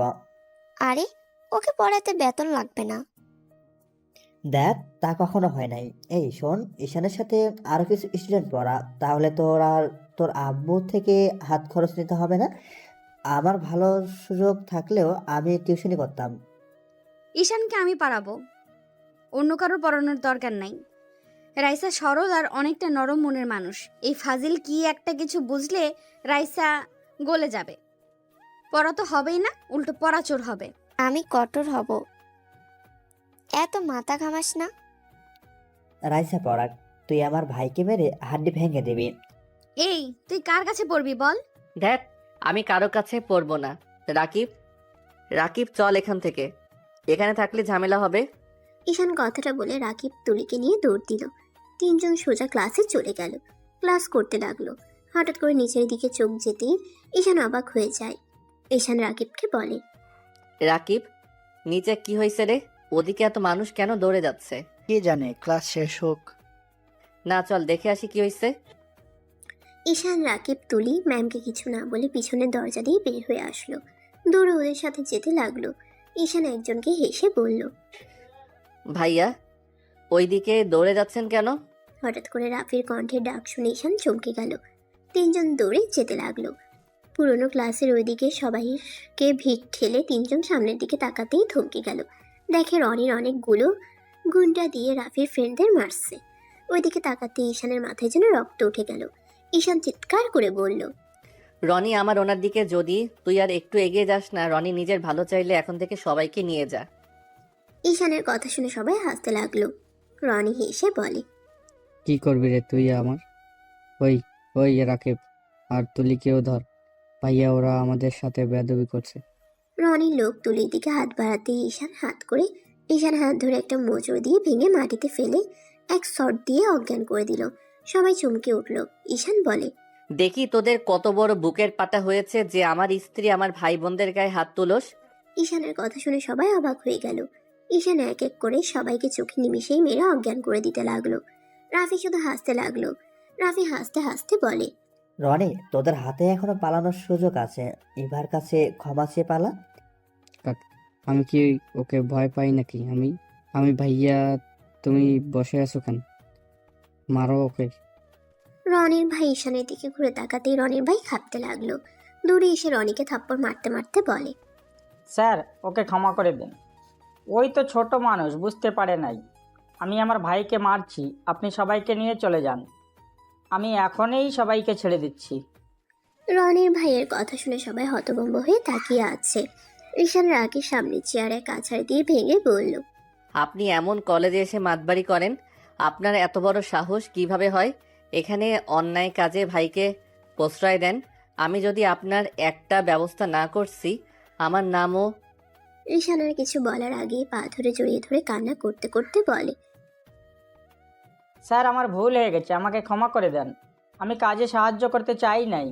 আমার ছোট ভাই আমাকে ব্ল্যাকমেল করে আসতে বাধ্য করেছে। আমি যদি না আসতাম তাহলে ওই আত্মহত্যা করতো। ঈশান রেগে গিয়ে বলে, আত্মহত্যা করার খুব শখ তোর, তাই না? আমি তোকে মৃত স্বাদ দিব। ওয়েট। ঈশান যেতে নিবে ঈশানের পা রনির ভাই শক্ত করে জড়িয়ে ধরে থাকে। রনিকে বলে, রনি, সারা জীবন হসপিটালে থাকতে না চাইলে দৌড়ে পালিয়ে যা, তাড়াতাড়ি এখান থেকে যা। আমি কোথাও যাব না। তুমি ওই পিচ্ছির বাচ্চাকে দেখে কেন ভয় পাচ্ছ? কে পিচ্ছি রে? আপনি পা ছাড়েন। আপনার ভাইকে আমি একটু পিচ্চিগিরি দেখাই। রনির ভাই বলে, তুই এখান থেকে যাবি? কিসের ভাব দেখাস তুই? হ্যাঁ, তুই জানোস ওইকে? ওই যদি একবার বসকে কিছু বলে আমার চাকরি থাকবে না, আর তোকে জেলে দিতে 1 মিনিট সময় লাগবে না। আর ওই যদি তোকে মারে সব প্রমাণ 1 নিমেষেই শেষ হয়ে যাবে। রনির ভাইয়ের কথা শুনে সবাই যেন ঈশানের দিকে তাকিয়ে আছে। রনি ভয়ে কাঁপতে লাগলো। রনি দৌড়ে পালিয়ে গেল। রনির ভাই বলে, স্যার, আমাকে ক্ষমা করে দেন। আমি আর কোনোদিন এমন ভুল করব না। আমার চোখের সামনে থেকে যান, আর আপনার ভাই আমার নজরে সব সময় থাকবে। ঈশানের কথা শুনে ভয়ে দৌড়ে চলে গেল। রাকিব, তুলি, ইভা, রাফি বাদে সবাই যেন ভূত দেখার মতো দেখছে। ঈশান ইভার কাছে গিয়ে দড়ি খুলে দিল। ইভা ঈশানকে বলল, আমি কি চোখে ভুল দেখছি? জানি না। ব্যথা পাইছো? ঈশান ইভার ঠোঁটের রক্তগুলো মুছে দিতে লাগলো। ইভা রাগ করে বলল, যা এখান থেকে কুত্তা। তুই এতক্ষণ কই ছিলি? আর একটু হইলে সবার সামনে। ইভা কথাগুলো বলে কান্না করতে লাগলো। ঈশান ইভাকে জড়িয়ে ধরে বলল, সরি, আমি ক্লাসে ছিলাম, আর আমি থাকতে তোমার ক্ষতি কেউ করতে পারবে না। আর ওই সবাই এভাবে কি দেখেন? এখান থেকে যাবেন। ঈশানের কথা শুনে সবাই চলে যেতে লাগলো। রাইসা হতভম্ব হয়ে তাকিয়ে আছে ঈশান আর ইভার দিকে। রাফি আর সবাই কাশি দিয়ে বলল, আমি তোর বড় ভাই, রোমান্স পরে কর। ঈশান সাথে সাথে ইভাকে ছেড়ে দিয়ে বলল, সরি ভাইয়া, ভুল সময় চলে এসেছি। তোমাকে এত মারছে, আর আমাকে একবার কাউকে দিয়ে ডাক দিতে পারলে না? ঈশান, তোমার এই কলেজে পড়া উচিত না। এখান থেকে চলো। ইভা, ঈশানের হাত ছাড়ো। কোন হাত ছাড়বো? ওর বিপদ আছে, এখানে থাকা নিরাপদ না। ঈশান সাথে সাথে ইভাকে ছেড়ে দিয়ে বলল। ঈশানের হাত ধরে রাফি নিয়ে যেতে লাগলো। ইভা ঈশান রাফির পিছন পিছন যেতে লাগলো। ঈশান রাফির বাইকে উঠলো। ইভা ঈশানদের পিছন পিছন যেতে লাগলো। হঠাৎ করে পিছন থেকে ঈশানের উপরে কেউ গুলি চালিয়ে দিল। ঈশান ছিটকে রাস্তায় পড়ে গেল। ইভা জোরে একটা চিৎকার দিলে রাফি পিছনে ঘুরে তাকালো। ইভা বাইক থামিয়ে ঈশানকে ধরলো। রাফি বাইক ঘুরিয়ে ঈশানের কাছে এসে ধরলো। ইভা চিৎকার করে কান্না করতে করতে বলল, ঈশান, চোখ খুলো। ঈশান, প্লিজ চোখ খুলো। ঈশান, প্লিজ চোখ খোল। ঈশান, ওঠেক না ভাই। রাফি ইভা কান্না করতে লাগলো। ইভা বলে ওঠে, রাফি, ওকে নিয়ে হসপিটালে চলো প্লিজ। ইভা রাফি ঈশানকে কোলে তুলে বাইকের কাছে গেলে দেখে দুইটা বাইকের পাঞ্চার হয়ে গেছে চাকা। ইভা রাফি দুইজন গাড়ি থেকে সাহায্য যেতে চাইতে লাগলো। হঠাৎ করে পিছন থেকে কয়েকজন এসে রাফি ইভাকে সরিয়ে দিয়ে কালো গাড়িতে করে ঈশানকে নিয়ে চলে গেল। ঈশান ইভা দৌড়াতে লাগলো। গাড়িটা ধরতে পারলো না। ইভা দৌড়াতে গিয়ে গাড়ির সাথে ধাক্কা লেগে পড়ে গেল। 5 বছর পর। আর কতদিন এভাবে ঈশানের স্মৃতি নিয়ে বেঁচে থাকবি? তুই আমাদের একমাত্র সন্তান। আমরা এভাবে আর দেখতে পারছি না। যে মারা গেছে তার স্মৃতি কতদিন বেঁচে থাকা যায়? তোর সুন্দর একটা ভবিষ্যৎ আছে। আমি কাউকে ঈশানের জায়গা দিতে পারবো না। আমাকে কেন বারবার জোর করছো? যদি এমন করো তাহলে আমি কোথাও হারিয়ে যাব। আমাকে আর খুঁজে পাবে না। পারস তো একটাই কথা বল, খালি এটাই কথা, হারিয়ে যাবি। আমাদের কথা কি একবারও ভাববি না? এই বুড়ো বয়সে কি একটু শান্তিতে থাকতে দিবি না? আমাকে হসপিটালে যেতে হবে। ইভা কথাগুলো বলে চলে গেল। ইভা বাসা থেকে বের হয়ে গাড়িতে উঠে পড়ল। ইভা ঈশানের কথা ভাবতে লাগলো। চোখের কোণায় পানি আসলো, সাথে সাথে মুছে ফেললো। এদিকে আতিয়া রাস্তার পাশে দাঁড়িয়ে একটা ছেলের সাথে কথা বলা দেখে ইভা গাড়ি থামিয়ে কাজ নামিয়ে বলল, আতিয়া, কি করছো এখানে? ওহ ভাবি, আপনার কাছে যাচ্ছিলাম। আমার ফ্রেন্ডের সাথে দেখা হলো অনেকদিন পর তো। ভাবি, এটা আম্মু আপনার জন্য পাঠিয়েছে। গাড়িতে ওঠো। ভাবি, কলেজে যেতে হবে। উঠতে বলেছি, ওঠো, আমি নামিয়ে দিচ্ছি। ইভা ছেলেটাকে বিদায় দিয়ে গাড়িতে উঠে পড়ল। ইভা আতিয়ার দিকে তাকিয়ে বলল, আতিয়া, ছেলেদের সাথে একটু কম মেশার চেষ্টা করো। ভাবি, আপনি কি আমাকে সন্দেহ করছেন নাকি? সন্দেহ না, তুমি কোথায় কি করো সব কিন্তু আমি জানি। আর তুমি আন্টির সাথে বেয়াদবি করো কেন? বেয়াদবি কি আমি ইচ্ছে করে করতে চাই? আম্মু সব কিছুতেই বেশি শাসন করে। আমি তো বড় হয়েছি, তাই না? এখন কি আমি নিজের ইচ্ছে মতো চলতে পারবো না নাকি? আতিয়া, তুমি এতটাই বড় হয়ে গেছো যে এটাও বুঝতে পারলে না আন্টি কেন তোমার সাথে এমন করে। দেখো, অলরেডি তোমার ভাইয়াকে সে হারিয়ে ফেলেছে। সে চায় না তোমার কিছু হোক। তুমি তার শেষ ভরসা। তোমার কিছু হইলে সে আরো ভেঙে পড়বে। আমি জানি, কিন্তু রাগ উঠে গেলে আমি কি করব? আর আমি আমার ভাইয়ার মৃত্যুর রহস্য বের করবই। আমার ভাইয়াকে যে মারছে আমি তাকে মেরে ফেলবো। চুপ করো, এসব মাথা থেকে বের করে দিয়ে পড়াশোনায় মনোযোগ দাও। ও ভাবি, আব্বুর সাথে দেখা করতে যেতে হবে। আমি গতকাল রাতে দেখা করতে গেছিলাম। আব্বুকে কবে ছাড়ানো যাবে? আব্বুকে এভাবে দেখতে ভালো লাগে না। খুনের মামলা, আর আমরা চেষ্টা করছি খুব তাড়াতাড়ি উনি বের হয়ে আসবে। দুজন কথা বলতে বলতে ইভা আতিয়াকে কলেজের সামনে নামিয়ে দিয়ে ইভা হসপিটালে চলে গেল। হঠাৎ করে হসপিটালে কয়েকজন দৌড়ে ভিতরে ঢুকলো। একটা লোককে কাঁধে নিয়ে একজন ডাক্তার ডাক্তার বলে ডাকতে লাগলো। ইভা দৌড়ে বাহিরে আসলে দেখতে পায় একজন মানুষের অবস্থা খুব খারাপ। ইভা নার্সকে ইশারা করলে নিয়ে গেল। ইভা চলে গেল। ইভা লোকটাকে চিকিৎসা দিতে লাগলো। বাইরে 3 জন লোক বসে আছে। ইভা বাহিরে আসতেই একজন ইভার সামনে এসে বলল, ম্যাম, আমার ভাইয়ার কি অবস্থা? ইভা সামনের লোকটাকে দেখে চমকে গেল। ইভা লোকটাকে শক্ত করে জড়িয়ে ধরে সারা মুখে চুমু দিতে লাগলো। সবাই হতভম্ব হয়ে গেল। ঈশান, তুমি বেঁচে আছো? কি করছেনটা কি? ঈশান ধাক্কা দিয়ে সরিয়ে দিল। ঈশান বলে, এইসব লুচ্চা টাইপের ডক্টরকে রাখছে রে। এই আমার ভাইয়ার কি অবস্থা সেইটা বলেন। ঈশান, আমাকে তুমি চিনতে পারছো না নাকি? ঈশান, আমি তোমার স্ত্রী ইভা। এই কার কাছে নিয়ে আসলাম? এই ডক্টর তো পাগল। এই কেউ পাবনা পাঠাতো, মেজাজ গরম হয়ে যাচ্ছে। ইভাকে ধাক্কা দিয়ে সরিয়ে দিয়ে ঈশান ভিতরে ঢুকে দেখে ওর ভাই ঠিক আছে। ঈশান বসে কানে কানে বলে, তোকে আমি এত সহজে মরতে দিব না। লোকটা বলতে লাগলো, আমাকে ছেড়ে দেন, আমি কিছু জানি না। তাহলে তোর ফ্যামিলির ব্যাপারে আমিও কিছু জানি না। ঈশান কথাটা বলে ফোন করতে যাবে, সাথে সাথে লোকটা ঠিকানা বলে দিলে ঈশান গুলি করে দিল। ইভার সাথে সবাই তাজ্জব হয়ে গেল। ইভা দৌড়ে এসে বলল, এসব কি করলে? পাগল হয়ে গেছো? এই পাবনা পাঠিয়ে দাও এই পাগলকে। ঈশান ইভাকে সরিয়ে দিয়ে বের হয়ে গেল।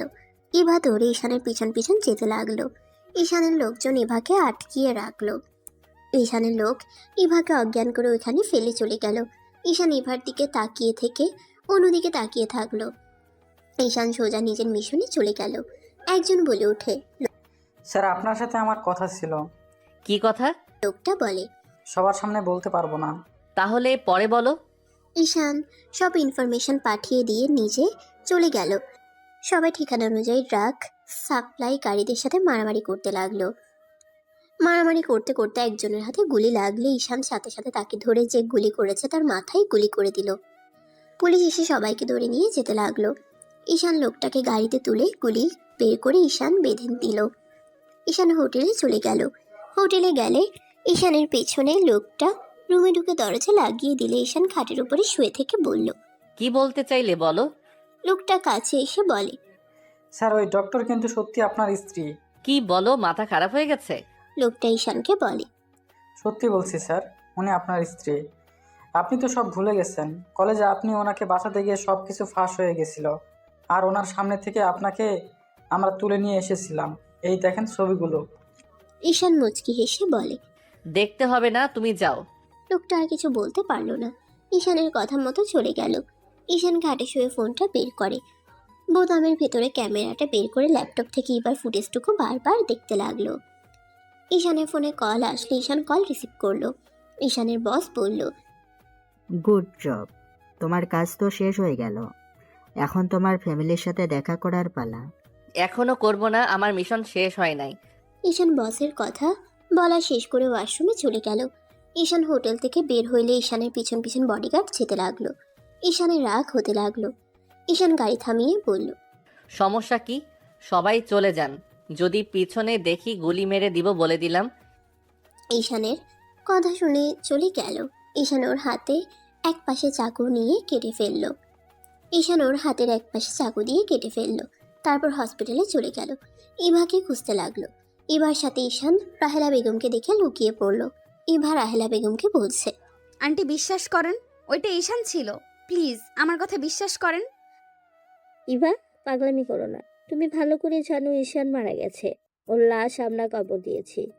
তারপর কিভাবে বলতে পারো ও বেঁচে আছে?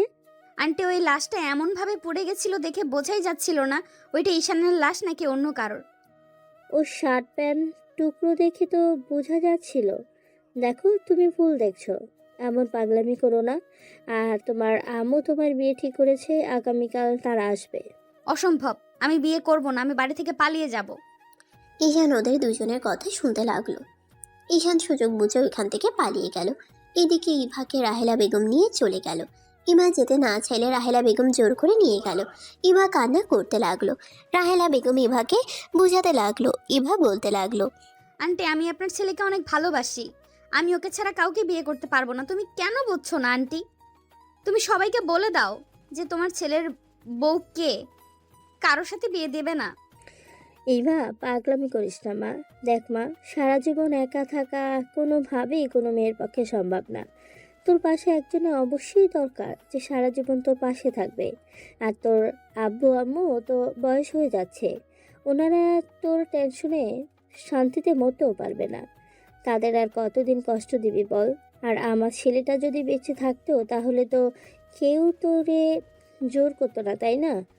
আন্টি ওই বেঁচে আছে, আমি নিজের চোখে ওকে দেখেছি, কিন্তু ওই আমার সামনে একজনকে মেরে ফেললো। ঈশান এমন কাজ করতেই পারে না, ওর ব্যাপারে সবাই জানে। ওই সরম আর ভদ্র একটাই ছেলে, শান্ত ছেলে, কিভাবে এমন একটা কাজ করতে পারে? ওই যদি ওইরকম হইতো তাহলে ওর বড় আব্বুর কাছে এত অত্যাচারিত হতো বল? আন্টি তুমি জানো না, ঈশান সবার সামনে যেমন দেখাতো আসলে ওই তেমন ছিল না। সেদিন আসল ঘটনা তোমাকে বলি নাই, তুমি আমার কথাটা পুরো শোনো। ইভা কলেজের সবকিছু খুলে বলে। রাহেলা বেগম অবাক হয়ে বলে, কি বলছিস এইসব? হ্যাঁ ঠিক বলছি, ঈশান নাকি এমন ক্ষমতাও আছে যেখানে নাকি ওই কাউকে খুন করলে তার প্রমাণ পাওয়া যায় না। রনির ভাই পর্যন্ত ঈশানের পা ধরে কান্নাকাটি করেছিল, রনির জীবন ভিক্ষা পর্যন্ত চাইছিল। রাফি নিশ্চয়ই কোনো কিছু জানে। আমার ছেলেটা কেন রাজনৈতিক দলের সাথে জড়িত গেছিল না তো? আমি তা জানি না, রাকিব তুলিও কোনো কিছু বলতে পারে না। ওরা সেদিন প্রথম ঈশানের এই রূপ দেখেছে, তারপর তো ঈশানকে হারিয়ে ফেললাম। একবারের জন্য বলতেও পারলাম না আমি ওকে কতটা ভালোবাসি। কথাটা বলে ইভা কান্না করতে লাগলো। রাহেলা বেগম ইভাকে সান্ত্বনা দিতে লাগলো। এদিকে ঈশান হোটেলে গিয়ে বসের সাথে কথা বলতে লাগলো। কথা বলা শেষ করে ঈশান ভাবতে লাগলো কি করবে। ভাবতে ভাবতে রাত হয়ে গেল। রাত 9টা বাজতে ঈশানের ফোনে কল আসলো। ঈশান কলটা রিসিভ করে বলল, ঈশান, ব্যাপারটা অন্যদিকে চলে যাচ্ছে। আজকে বিয়ে, তুমি যেভাবে হোক চলে আসো। কি বলছো ভাইয়া, বিয়ে মানে আজকে? আঙ্কেল আন্টি জোর করে দিচ্ছে। ইভা অনেক কান্না করতেছে। বর কি এসেছে নাকি না? এখনো আসে নাই, রওনা দিয়েছে। আচ্ছা বাই। ঈশান কল কেটে দিয়ে কি করবে ভেবে না পেয়ে হঠাৎ মাথায় আইডিয়া আসলো। ঈশান কয়েকজনকে কল দিয়ে মোড়ের সামনে পাঠিয়ে দিল। অপেক্ষা করতে ঈশানের ফোনে কল আসলো। ঈশান বাইক নিয়ে চলে গেল। বরের গাড়ি থেকে বরকে নামিয়ে ঈশান সাইডে নিয়ে গিয়ে বলল, এই বিয়ে আপনি করতে পারবেন না। যাকে বিয়ে করছেন সেই আমার স্ত্রী। আমি একটা ঝামেলার কারণে তাদের সামনে যেতে পারছি না। লোকটাকে বোঝানোর পর লোকটা সাহায্য করতে রাজি হয়ে গেল। ঈশান বরের গাড়িতে উঠে চলে গেল। ঈশান মুখে রুমাল দিয়ে চলে গেল। ঈশানকে দেখে সবাই কানাঘুষা করতে লাগলো। ইভাকে নিয়ে আসতে শুরু করলো। ইভার দিকে চোখ লেগে বোঝা যাচ্ছে ইভা যেন পাথরের মূর্তি হয়ে গেছে। রাহেলা বেগম ইভাকে ঈশানের পাশে বসিয়ে দিল। আতিয়া ঈশানের দিকে তাকিয়ে বলল, আচ্ছা দুলাভাই, আপনাকে না কেমন যেন আমার ভাইয়ের মতো লাগতেছে। আচ্ছা আপনার মুখ ঢেকে রাখছেন কেন? এই যুগে কে মুখ এভাবে রুমাল দিয়ে ঢাকে? ঈশান তো ঢোক গিলতে লাগলো। বরের বাবা মা বলে, তোমার দুলাভাই একটু বেশি লাজুক তো, তাই লজ্জা পাচ্ছে। হ্যাঁ, ছেলে মানুষও লজ্জা পায়। আতিয়া ঈশানের দিকে ভালোভাবে তাকাতে লাগলো। আতিয়া বারবার ঈশানের দিকে তাকালে ঈশান নিজের মুখ ভালো করে ঢাকতে লাগলো। রূপা বলে ওঠে, আরে দুলাভাই, এত লজ্জা পাইয়েন না, দেখি মুখটা। আরে ছাড়ো, ওনার লজ্জা লাগছে। হোদাই কেন ঝামেলা করছো? কাজী সাহেব, বিয়েটা তাহলে পড়িয়ে দেন। ইভা রাফির দিকে তাকিয়ে আছে। রাফি এবার চোখের পানিগুলো দেখে চোখ সরিয়ে নিল। কাজী বিয়ে পড়াতে লাগলো। ঈশান ভয়েস চেঞ্জ করে কবুল বলতে লাগলো। ইভাকে বলতে বললে ইভা কোনো কথা বলে না। ইভার আম্মু কাছে এসে কানে কিছু বলে। ইভা কবুল বলতে বাধ্য হইল। বিয়ে পড়ানো শেষ হয়ে গেলে ইভা দৌড়ে চলে গেল। ঈশান মুখে রুমাল সরিয়ে দিলে সবাই যেন থমকে গেল। রাহেলা বেগম আতিয়া দৌড়ে এসে ঈশানকে জড়িয়ে ধরে কান্নায় ভেঙে পড়ল। রাহেলা বেগম বলে ওঠে, ঈশান, তুই বেঁচে আছোস? ঈশান, এতদিন কোথায় ছিলি? ঈশান, 5 বছর একটা বারো কি আমাদের কথা মনে পড়ে নাই? আম্মু শান্ত হন প্লিজ। আতিয়া পাগলি, কান্না বন্ধ করবি? তোর কান্না দেখে মনে হচ্ছে আমি মারা গেছি নাকি? কুত্তা বিড়াল, তুমি অনেক খারাপ। তুমি জানো না আমি তোমাকে ছাড়া থাকতে পারি না? কুত্তা, তুমি এতদিন কোথায় ছিলে? কুল বোন আমার, আর মারিস না তো। আমাকে কথা বলার সুযোগ তো দে। ঈশান এবার আম্মু আব্বুর দিকে তাকিয়ে বলে, সরি আঙ্কেল আন্টি, আমার জন্য আপনার মেয়েকে অনেক কষ্ট পেতে হইল। তুমি এমন কেন করলে? তুমি বেঁচে থাকা সত্ত্বেও তুমি কেন এমন করলে? তুমি জানো আমরা আমাদের মেয়েকে কতটা পেশা দিয়েছি, কতটা কষ্ট দিয়েছি। এই বিয়েটা ব্ল্যাকমেল করে দিতে হচ্ছে। এবার ঠিক বলেছিল, আমরা ওর কথা বিশ্বাস করি নাই। এবার আম্মু কান্না করতে লাগলো। ঈশান এবার হবু বর আসলে ঈশান ওদেরকে ধন্যবাদ দিয়ে দিল। ওরা সবাই বিদায় নিয়ে চলে গেলে ঈশান কিছু বলবে তার আগেই বডিগার্ড এসে রাফিকে দেখে বলে, স্যার, ওনাকে আমি চিনি স্যার, উনি ওই সেদিন ছিল। আপনি প্লিজ সবাইকে নিয়ে চলে যান। আমি কল দিলে আমাকে নিয়ে যাইয়েন। লোকটা ঈশানের কথা শুনে চলে গেল। ঈশান সবার দিকে তাকিয়ে কান ধরে বলল, সরি সরি সরি, প্লিজ সবাই ক্ষমা করে দেন। আমার পুরো কথাটা একটু ধৈর্য ধরেন। কি বলবে বলো? সেই দিন আমার উপরে RS গ্রুপের মালিক হামলা করেছিল, কারণ আমি তাদের অবৈধ সব কিছু ধরিয়ে দিয়েছিলাম। আমি গোয়েন্দা বিভাগের মানুষদের সাহায্য করতাম ক্লাস 8 থেকে। আমি বয়সে ছোট হইলেও আমার বুদ্ধির কারণে গোয়েন্দা বিভাগের এজেন্টকে আমি একবার বাঁচিয়েছিলাম। সেই সব ট্যালেন্ট দেখে আমাকে তার অনেক পছন্দ হয়, আর এই সব বিষয়ে আমার আগে থেকে অনেক আগ্রহ ছিল। আমি ওনাদের সাথে ট্যালিং করতাম। আমাকে ছোট ভেবে প্রথমে নিতে রাজি হয় নাই। আমার আগ্রহ দেখে তারা আমাকে নেয়। আমি পড়াশোনার পাশাপাশি ওইখানে গিয়ে ট্যালিং নিতাম। কি এত ছোট বয়সে এইসব কিভাবে যেতে পারলে তুমি? ছোট আম্মু, পুরোটাই বলতে দেন, তারপর বল।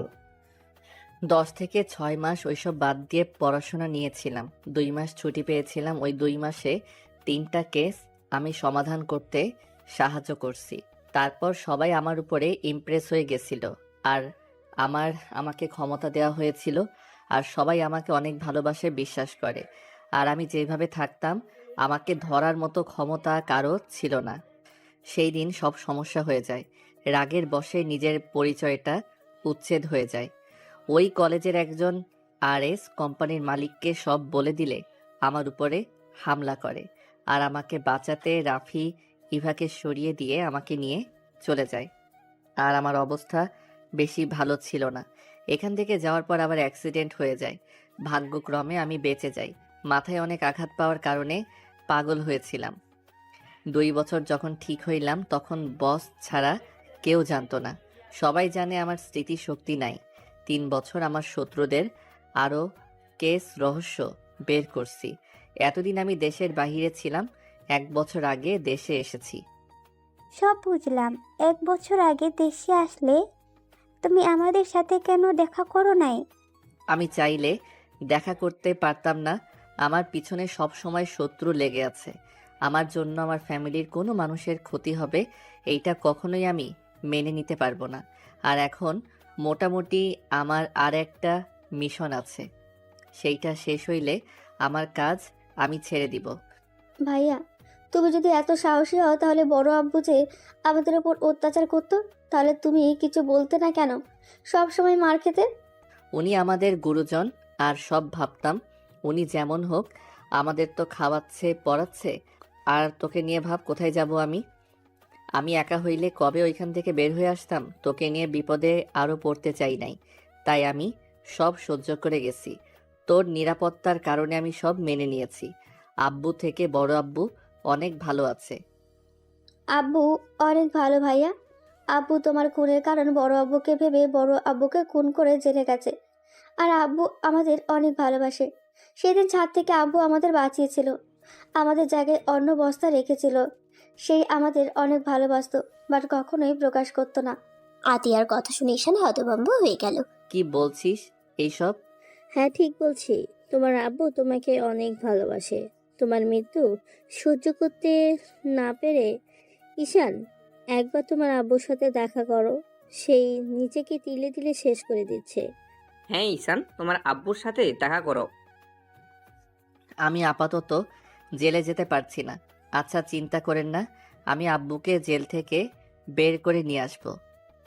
এবার কাছে গিয়ে দেখা করো। মেয়েটা আমার মনে হয় কান্না করতে করতে অবস্থা খারাপ। আচ্ছা কান্না করতে থাক, আজকে যত ইচ্ছে কান্না করুক। এরপর থেকে কখনোই চোখে পানি আসতে দিব না। আমাকে এখন যেতে হবে। আম্মু দোয়া করেন আমি যেন সুস্থভাবে ফিরতে পারি। তুমি কোথাও যাবে না, কোনো মিশন যাওয়া লাগবে না। আম্মু ভয় পাবেন না, কার মৃত্যু কোথায় হবে বলা যায় না। ঈশান ফোন বের করে উকিলকে কল দিয়ে কথা বলে নিল। কথা শেষ করে আতিয়ার কাছে নাম্বার দিয়ে বলল, এটা উকিলের নাম্বার, আমি আসতে সময় লাগবে। উকিল সাথে সব সত্যি খুলে বলিস, আর বাকিটা উকিল দেখে নিবে। আর ইভাকে বলার দরকার নাই। ইভাকে বলো বর লজ্জা পেয়ে 1 সপ্তাহের জন্য বাড়িতে গেছে। ঈশান কথাগুলো বলে বের হয়ে গেল। ঈশান সোজা গার্ডেনের ইনফরমেশন দিয়ে চলে গেল বাইক নিয়ে। মাঝ রাস্তায় গার্ডরা গাড়ির সামনে থামালে ঈশান উঠে পড়ল। ঈশান গাড়ির ভেতরে পোশাক পরিবর্তন করে ফেলল, রেডি হয়ে চলে গেল লোকেশন অনুযায়ী। ওখানে গিয়ে মারামারি চলতে লাগলো। ঈশানের পায়ে একটা গুলি লাগলে ঈশান সোজা লোকটার চোখে গুলি করে দিল ওর আগে। পুলিশ সবাইকে ধরে নিয়ে গেল। ঈশানের বডিগার্ড ঈশানকে নিয়ে চলে গেল। ঈশান নিজের পায়ের গুলি নিজেই বের করে ব্যান্ডেজ করে নিল। ঈশান সোজা এখান থেকে সিলেট চলে গেল। 1 সপ্তাহ পর ঈশান ঢাকায় চলে আসে। দরজার কলিং বেল বাজাতেই আতিয়া দরজা খুলে দিলে ঈশান বলল, কেমন আছোস পিচ্ছি? ভালো দুলা ভাই। ফালতু কি বলিস? ও আতিয়া হাসতে হাসতে বলে, নতুন জামাই ভেতরে আসেন, সবাই আপনার জন্য অপেক্ষা করছে, শুধু আপনার বউ ছাড়া। মা তোর ভাবি কই গেছে? রুবেল দরজা লাগিয়ে রেখেছে, যখন শুনছে তুমি আসবে দরজা খুলছে না। হি হি হি, আমার পরিচয় তো দেশ নাই, তাই তো? দেয় নাই। ঈশান ভিতরে ঢুকতেই ওর আব্বুকে দেখলে ওর আব্বু দৌড়ে এসে ঈশানকে জড়িয়ে ধরে কান্না করতে লাগলো। ঈশানের পায়ে ধরতে যাবে ঈশান সাথে সাথে বলে, আব্বু কি করছেন? এভাবে কান্না করবেন না প্লিজ। ঈশানের আব্বু কান্না করতে করতে বলে, আমাকে ক্ষমা করে দে বাপ। আমি বাবা হয়ে তোদের উপরে হওয়া অত্যাচার করা দেখেও চুপ ছিলাম। নেশা যেন আমার কাছে বড় হয়ে গেছিল। আব্বু অতীত ভেবে লাভ নাই, এসব বাদ দাও। নতুন করে জীবন শুরু করা ভালো। ঈশান সবার সাথে কথা বলতে লাগলো। সবার সাথে কথা বলা শেষ করে রাত 11টার দিকে ঈশান ইভার রুমের কাছে চলে গেল। ঈশান দরজায় নক করতে থাকলো। ইভা ভিতর থেকে চুপচাপ বসে আছে। ঈশান জোরে জোরে নক করলে ইভা বিরক্ত হয়ে দরজা খুলে দিয়ে পিছনে ঘুরে হাঁটতে হাঁটতে বলে, দেখেন, আমি আপনাকে কখনোই ভালোবাসতে পারবো না। আমি শুনেছি আপনি অনেক সহজ সরল, বাট আমাকে ক্ষমা করবেন। আমি আপনার ভালো স্ত্রী হওয়ার মতো মেয়ে আমি না। আমার কাছে আসার চেষ্টা করলে আমি আপনাকে আকাশের তারা বানিয়ে দেব। বিছানার উপরে দেখছেন চাকুগুলো, সব একদম ঢুকিয়ে দেব। তাই শোনেন, আমাকে যত তাড়াতাড়ি পারেন ডিভোর্স দিয়ে চলে যান। ইভা কথাগুলো বলতে লাগলো। ঈশান মিটিমিটি করে হাসতে লাগলো। ঈশান আস্তে আস্তে দরজা লাগিয়ে দিলে ইভা ভয় পেয়ে গেল। সাথে সাথে চাকু হাতে নিয়ে তাকাতে ইভার হাত থেকে চাকু পড়ে গেল। ঈশান আস্তে আস্তে হেঁটে চাকুগুলো পা দিয়ে সরিয়ে দিয়ে ইভার 2 কাঁধে হাত দিয়ে ঠোঁটে আলতো করে কিস করে বলল, বউ, আমি আপনাকে ডিভোর্স দিতে পারবো না। চাকু দিয়ে না, আপনার ভালোবাসায় মরতে চাই। ইভা ধাক্কা দিয়ে সরিয়ে দিয়ে বলে, তুই এখানে কেন? যা এখান থেকে। আমার স্বামী কই? প্রথম স্বামী ও আমি, দ্বিতীয় স্বামীও আমি। আমি মানি না, বের হ আমার রুম থেকে। ঈশান ইভার কাছে গিয়ে টান দিয়ে নিজের কাছে টেনে নিয়ে বলে, বের হয়ে গেলে তোমাকে নিয়ে বের হয়ে যাব। ইভা কান্না করতে করতে বলে, কুত্তা বিড়াল, আমি কেন তোর সাথে বের হব? হ্যাঁ, আমি তো পাগল। আমার তো পাবনা যাওয়ার দরকার, তোর সাথে কেন যাব? ঈশান ইভাকে কোলে তুলে নিয়ে কপালে চুমু দিয়ে বলে, আমি নিজেও তো পাগল, তাই 2 জন মিলে পাবনা যাব। জান, সরি, আসলে ওইখানে মানুষ ছিল। তোমাকে আমি সব খুলে বলি, তাহলে বুঝতে পারবে। ঈশান প্রথম থেকে সবকিছু খুলে বলল। ইভা ঈশানকে শক্ত করে জড়িয়ে ধরে বলল, আর কখনোই আমাকে ছেড়ে যাবে না। আমি আর তোমাকে হারাতে চাই না, আমি তোমাকে অনেক ভালোবাসি। আর যাব না কোথাও, আমি জব ছেড়ে দিয়েছি। ইভা ঈশানকে শক্ত করে জড়িয়ে ধরলে ঈশান ইভাকে খাটে শুয়ে দিয়ে বলল, বিয়ে করে আর কত সিঙ্গেল জীবন কাটানো যায়, একটু সিঙ্গেল লিস্ট থেকে নাম কেটে দেই। ঈশানের কথা শুনে ইভা লজ্জা পেয়ে গেল। ঈশান এবার লজ্জা পাওয়া দেখে ইভার উপরে ঝাঁপিয়ে পড়ল। বাকিটা ইতিহাস সমাপ্ত।